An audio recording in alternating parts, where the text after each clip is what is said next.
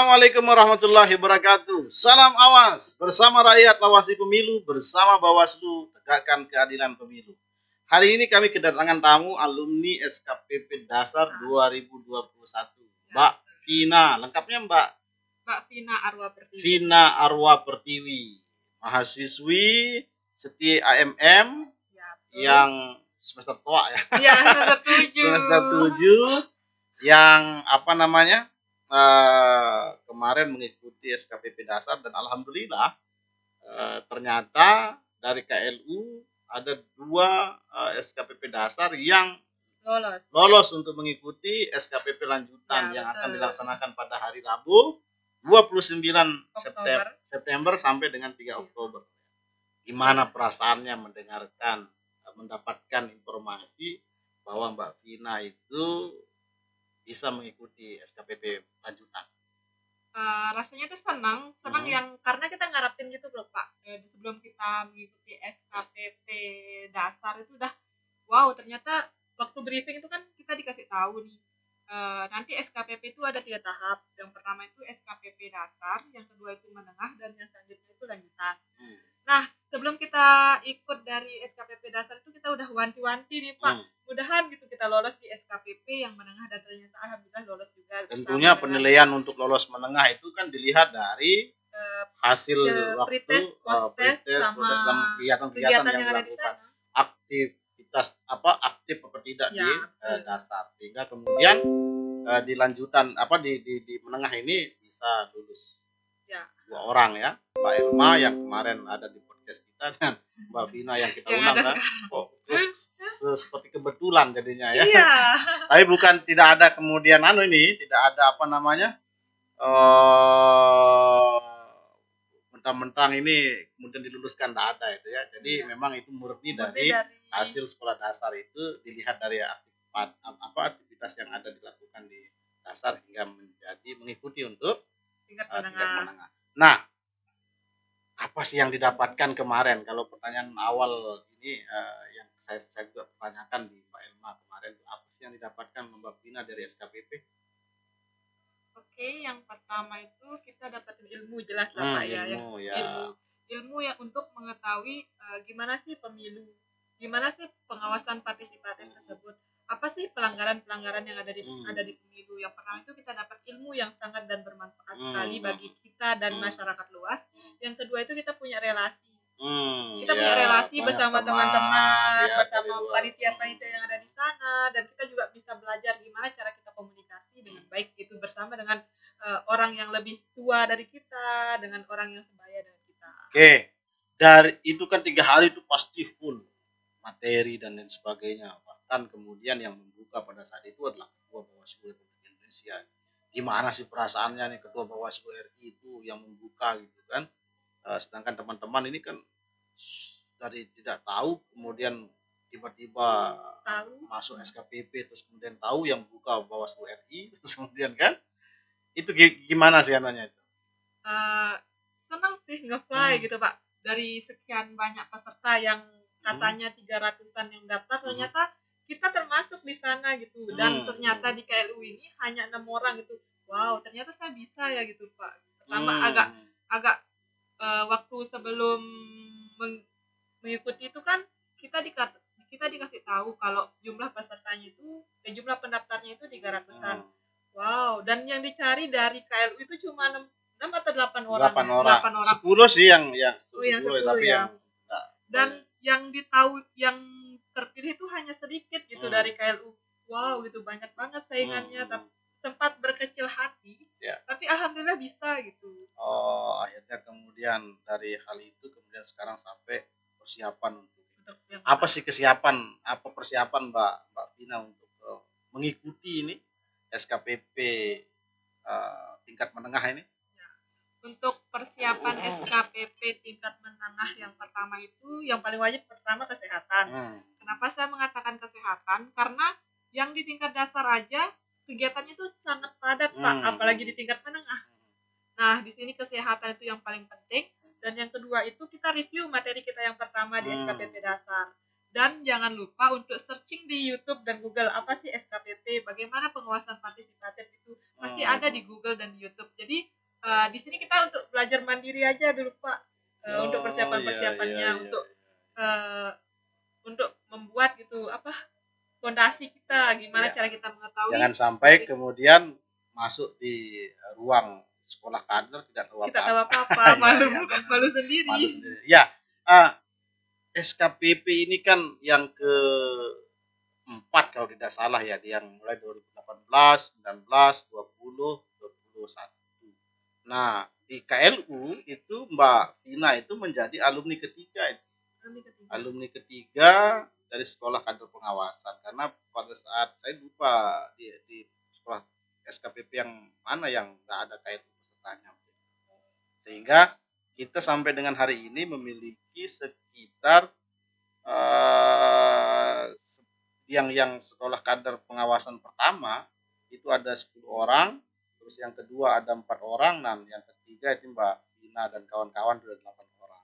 Nah, seperti itu. Dan yang ke satu itu sudah melakukan tugasnya RTL-nya, itu melakukan membuat kampung-kampung pengawasan. Dan itu mereka sudah lakukan. Nah, yang kedua karena masa pandemi kan dia melakukan SKPP lewat online, jadi sampai dengan hari ini memang belum ada kegiatan yang dilakukan karena pandemi itu. Dan mudah-mudahan dari RTL yang dilakukan oleh teman-teman SKPP 2021 itu bisa dilakukan. Seperti kemarin itu Bawaslu Kabupaten Lombok Utara itu sudah melakukan sosialisasi pengawasan partisipatif kepada kaum perempuan. Iya, Mbak Vina kita undang kan, teman-teman perempuan yang yang alumni SKPP 2021 kita undang kan. Gimana lihat. Oh, itulah yang dilakukan oleh Bawaslu.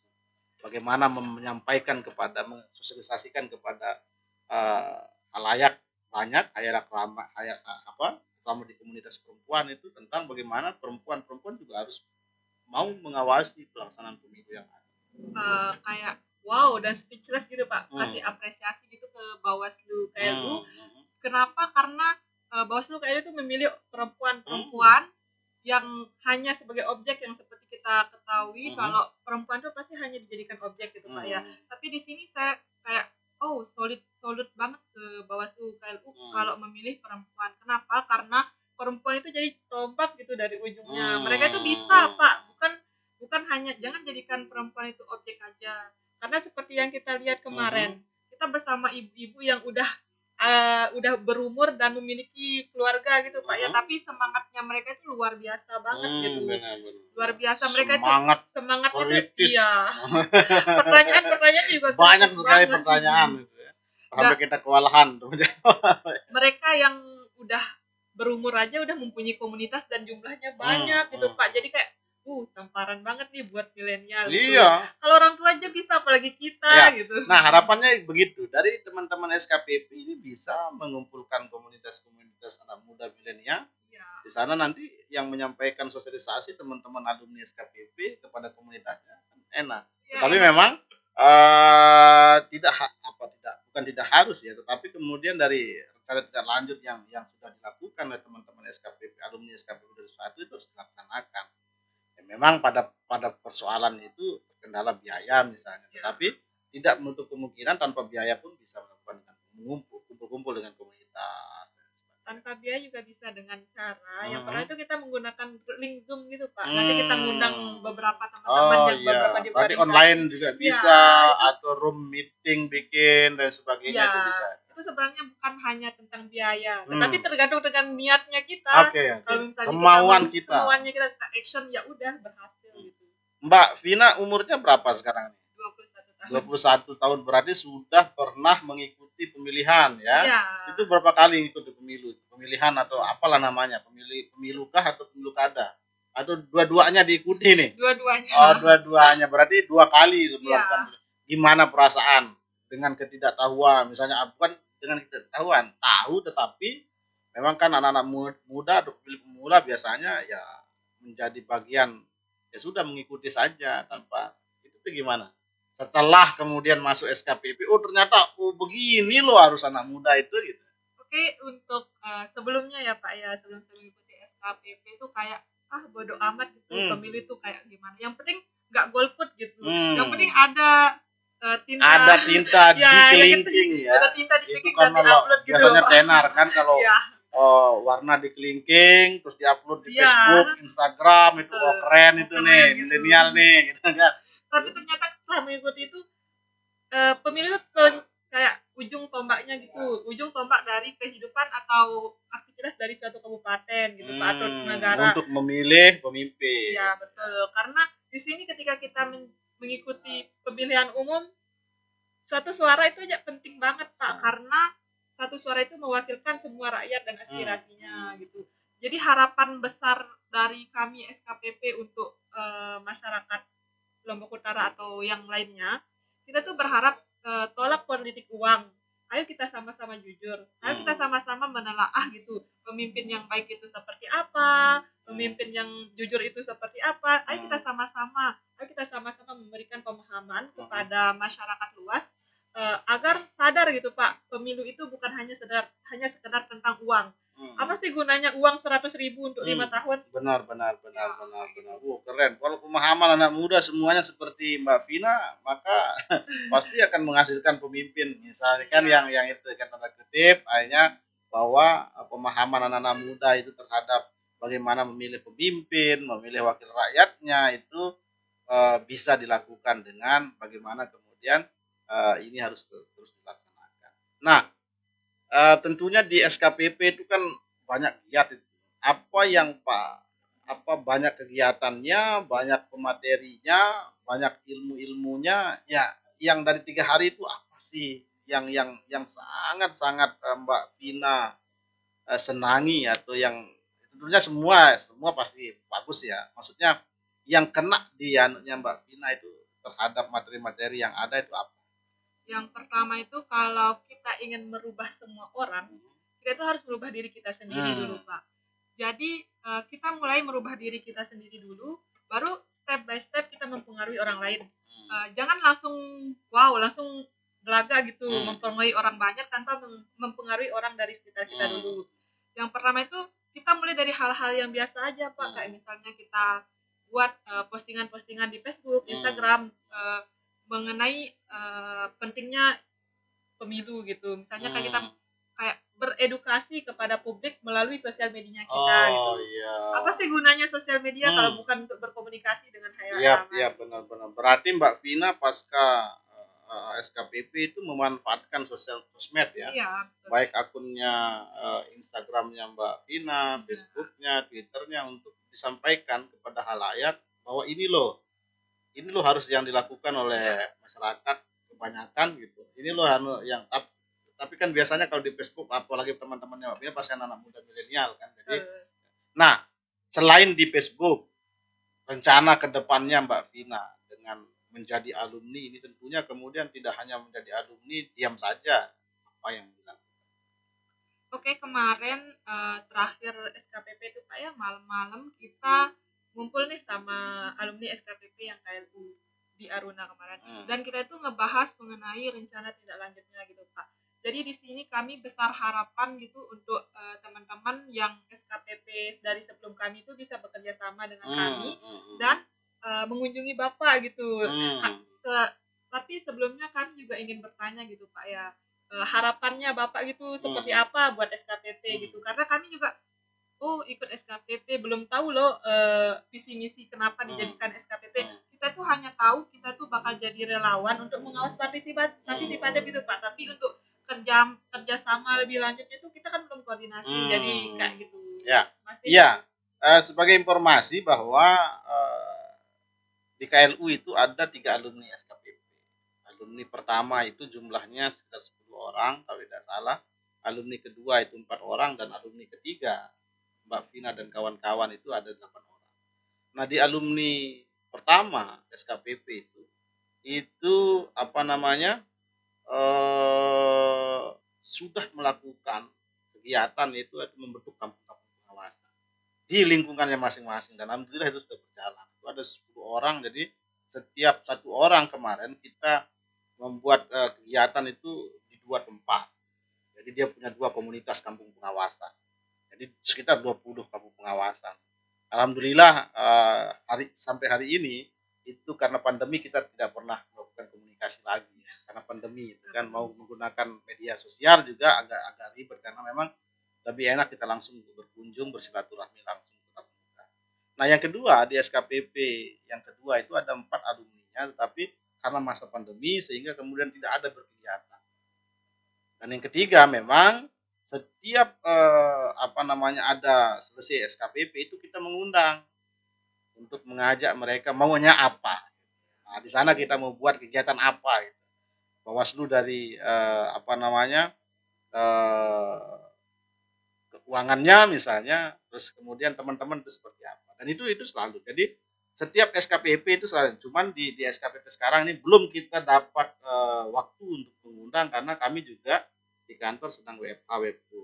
Jadi untuk bagaimana bisa mengeksekusi itu aja yang di Sosialisasi Pengawasan Perempuan kemarin itu lama kita agendakan tetapi alhamdulillah diberikan izin untuk bertemu. Nah, kita kepingin kemudian ketemu dengan teman-teman SKPP yang 2021 mau dengar seperti apa adanya dan apa maunya untuk selanjutnya. Ya, nanti bakal kita bisa agendakan gitu Pak ya. Oh iya, itu pasti kita agendakan dan kita sudah sampaikan kepada kedua pimpinan lagi bahwa kita akan mengundang teman-teman SKPP untuk ketemu. Nah, kabupaten kota lain itu sudah melakukan itu. Nah, kita saja yang belum mungkin di awal bulan atau di pertengahan bulan Oktober ini kita bisa ketemu untuk kemudian kita bisa membahas atau bisa mendesain atau bisa melaksanakan kegiatan.